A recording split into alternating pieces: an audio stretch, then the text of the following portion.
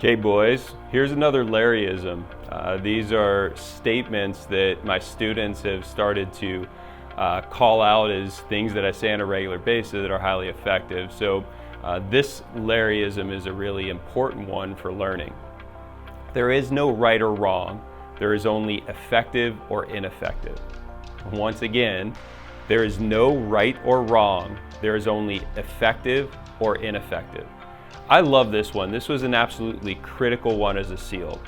One of the things that was so important in SEAL training was the death of your ego.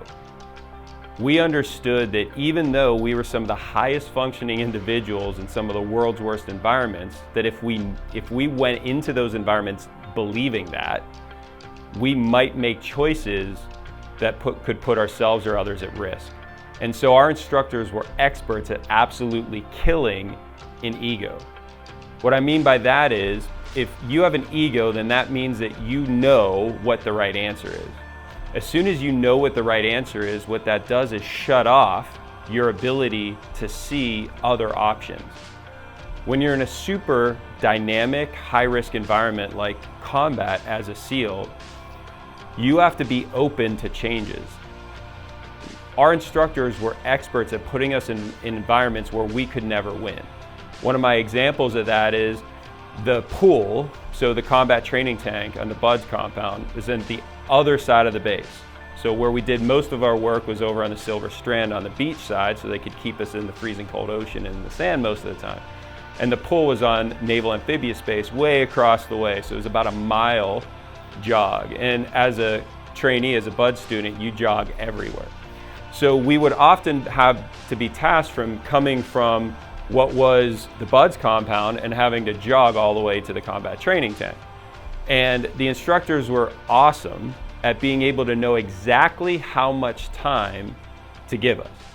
So what they would do is know that if they gave us, say, 7 minutes to get there, if we got there in 7 minutes, there would be certain members of the class that couldn't keep that pace, and therefore we would show up on time but without our full class. So we were wrong. Or we could keep our class together, show up completely as a unit, but show up late.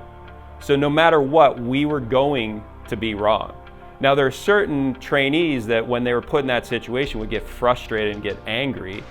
And as soon as they got frustrated or angry, that was the button the instructor needed to know who to focus on, and they were gone within a minute. They just couldn't take the fact that they were wrong and that there was a situation where there was no way to be right. So those of us that could get through that, it was all about what was more effective, not what was right or wrong, right? It wasn't about being right or being wrong, it was about being effective.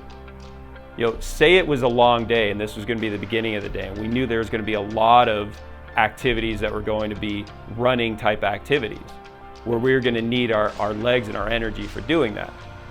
We would know that if we got there late, they were going to make us do push-ups. Well, we could do push-ups, that burns up our upper body but saves our legs.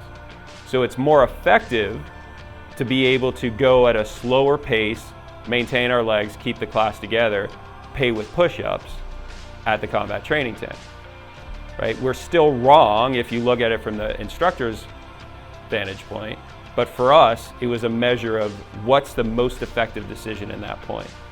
Now, when I start worrying about effectiveness as opposed to being right or wrong, one, I give up excuses and blame, right? And excuses and blame are the opposite of responsibility. And in order to be effective as a leader, you have to hold responsibility exceptionally well, to an extreme level. And if you have a type of thinking, a mindset where excuses and blame are okay, well then you're not able to hold responsibility at a high level.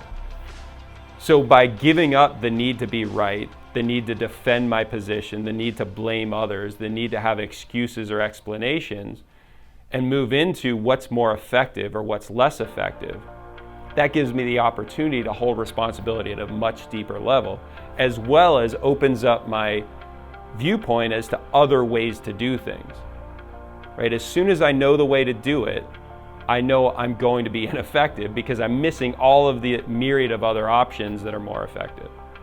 So remember, it's not about being right or wrong. It's about being effective or less effective. With that, hopefully you enjoyed this distinction and this Larryism. Once again, you can connect with me at larry360.com.